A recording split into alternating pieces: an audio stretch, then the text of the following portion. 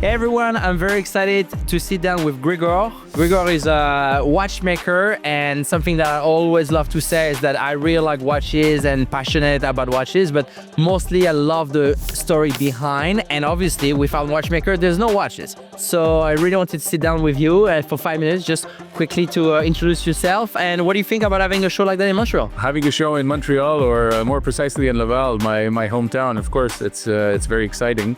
To be able to witness, the watch interest getting bigger and bigger here in Montreal and Canada in general.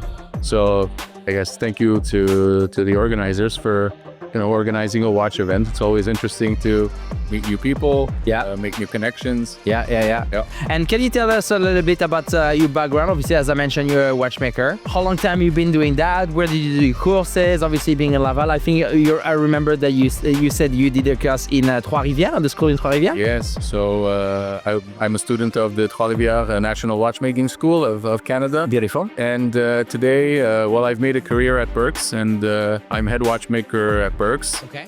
Also director of after-sales service. Beautiful. So customer service is of the utmost importance in the luxury industry, and at Birks. Yeah. So this is where my career has landed me. And Birks is obviously the institution in Canada with all the stores. One question that I had is obviously through the industry, and every industry, the retail industry, there's always a lack of people going to the stores. As a watchmaking, there's always a lack of people working as a watchmaker. And obviously, without a watchmaker, there's not watch to, not enough and to fix watches, right?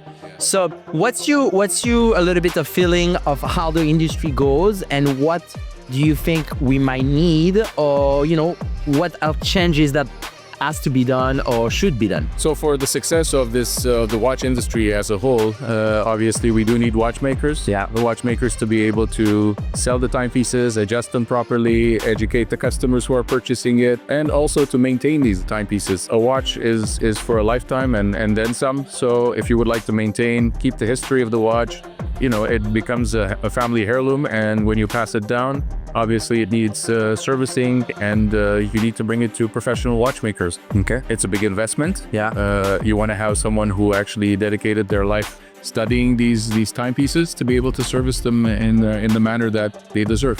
One question, being a father, and obviously I see your son next to us, not putting on the spot, but is there any little moment or little things that you show him, telling him, just because obviously that's a passion for you, and I'm not maybe not want to be a watchmaker, but at least showing him a little bit of the toys or your passion. I'm lucky that he has a small interest. So yes, he has a small interest. When I purchase a new watch, I tell him I'm not buying this for me. I'm buying it really for you. Yeah. I'll just hold on to it for now, and then eventually it'll become yours. So yes, that's how it works. Beautiful. That's what I love of it. I feel like watches are one of the only objects that actually go in time, and it's actually at least it's more like, for me, like I was saying, this is my son. I'm wearing it today, but it's my son when you graduate, and I got it when I had in my previous position, and then every time I graduate from a master, and then I got a watch that is at the bank, and Yep. So it's boring, and I'm not going to tell the brand, but there's a brand that use very